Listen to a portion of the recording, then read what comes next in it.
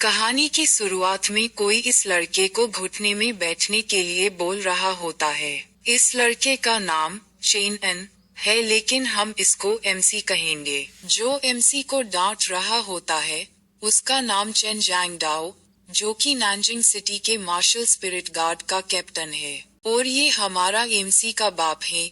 MC का बाप MC को बोलता है, तुम्हें मार्शल आर्ट्स में कड़ी मेहनत से डर लगता है, तुम्हारा एबिलिटी अवेकनिंग यूजलेस है, और तुम सबसे आसान कल्चर क्लास में भी सबसे आखिर में आते हो, तुम निकम्मे हो।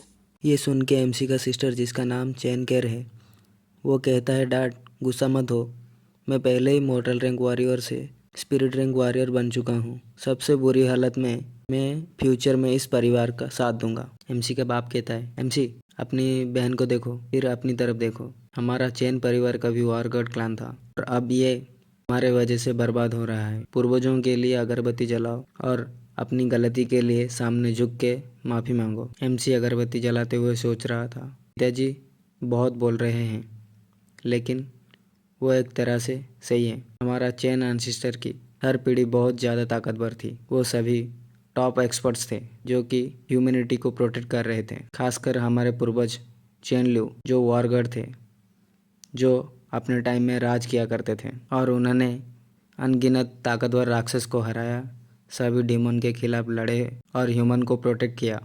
इस वजह से उनको वॉरगॉड चेन ल्यू के तौर पर रेस्पेक्ट मिला।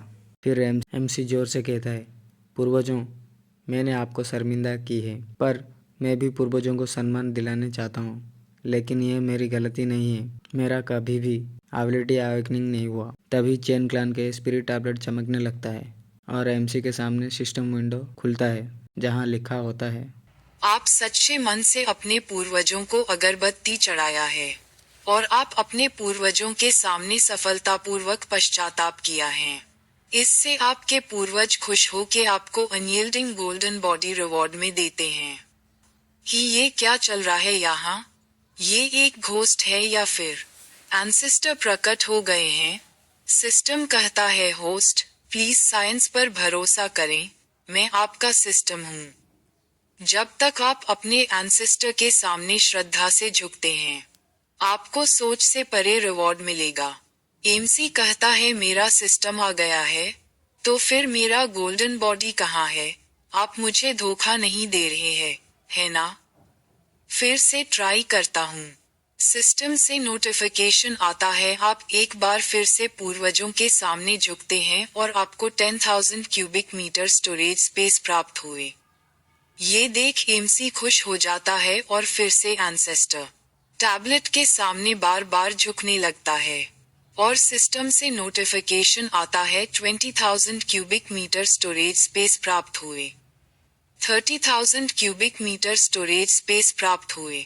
ऐसे करके 10 बार झुकता है और उसको 100,000 क्यूबिक मीटर स्टोरेज स्पेस प्राप्त हुए नोटिफिकेशन आता है।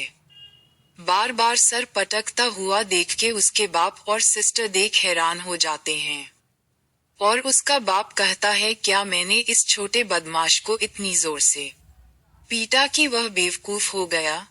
एमसी बार बार झुकने के वजह से सर पे आलू आ गया होता है।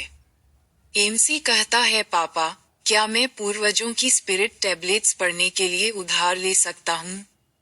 उसका बाप गुस्से से कहता है, तुम बदमाश, पूर्वजों की स्पिरिट टैबलेट्स को हाथ लगाने की कोशिश करते हो, जीने से मन भर गया क्या? एमसी कहता है, मैं वापस कर दूंगा स्पिरिट टैबलेट को जब मेरा काम हो जाएगा। कह के स्पिरिट टैबलेट लेकर भाग जाता है। एमसी का बाप कहता है गुस्सा से, बदमाश, अगर तुम में हिम्मत है तो दोबारा घर मत आना। बाद में एमसी स्पिरिट टैबलेट को पकड़ के सड़क पर चल रहा होता है और एक मॉन्स्टर एमसी के सामने आ जाता है। तभी सिस्टम से नोटिफिकेशन आता है, सी रैंक का मॉन्स्टर डिटेक्ट हुआ है।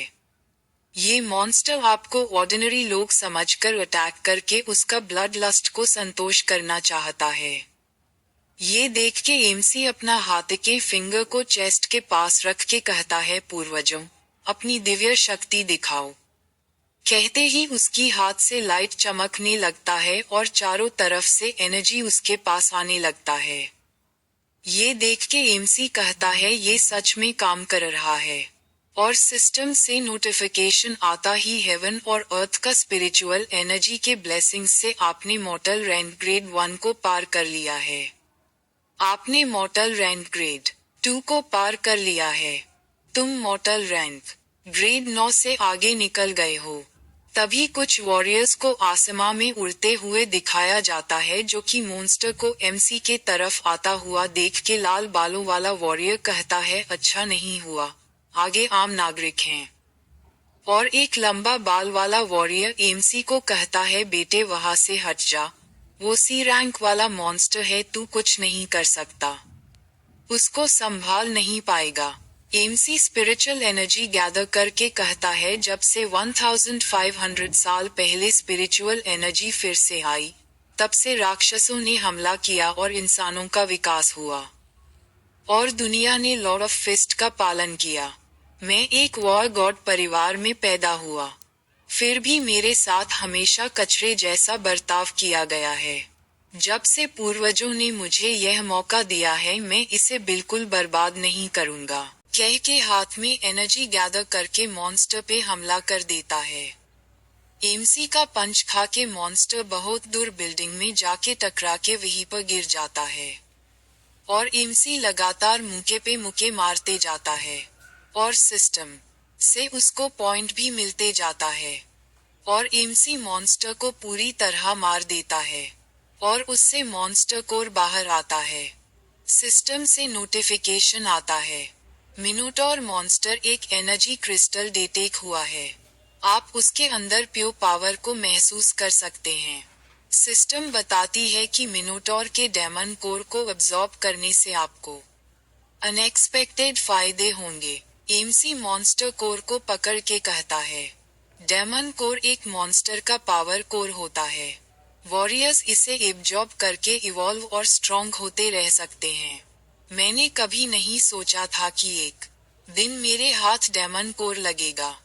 दूर से येलो बाल वाला वॉरियर ये देख कहता है एक सी रैंक मॉन्स्टर का शरीर इतना टफ होता है कि स्टील की रॉड भी उसे मुश्किल से खरोंच सकती है, फिर भी एक गुजरते हुए नागरिक ने उसे खाली हाथों मार डाला।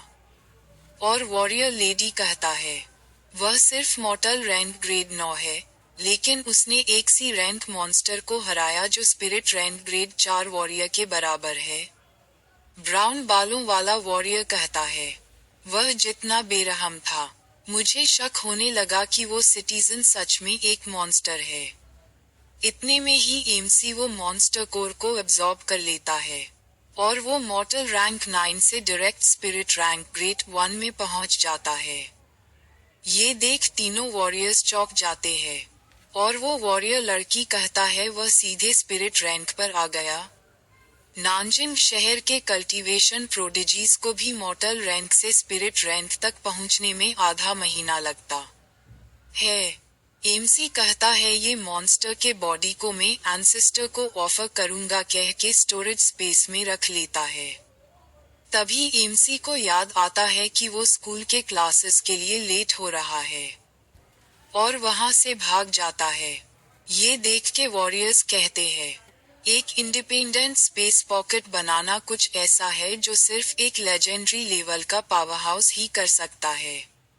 वॉरियर लड़की कहता है आखिर यह बड़ा आदमी कौन है। कहानी शिफ्ट होता है Nanjing city number 1 high school पे एमसी क्लास में एंट्री मारते ही देखता है कि उसका दोस्त वैंग योंग लड़कियां से फ्लर्टिंग कर रहा होता है। एमसी सोचता है कि यह अजीब है। वांग योंग ने कल मुझे बताया कि वह अपने होमटाउन वापस जाने के लिए कुछ दिनों की छुट्टी ले रहा है, तो वह आज स्कूल में क्यों है।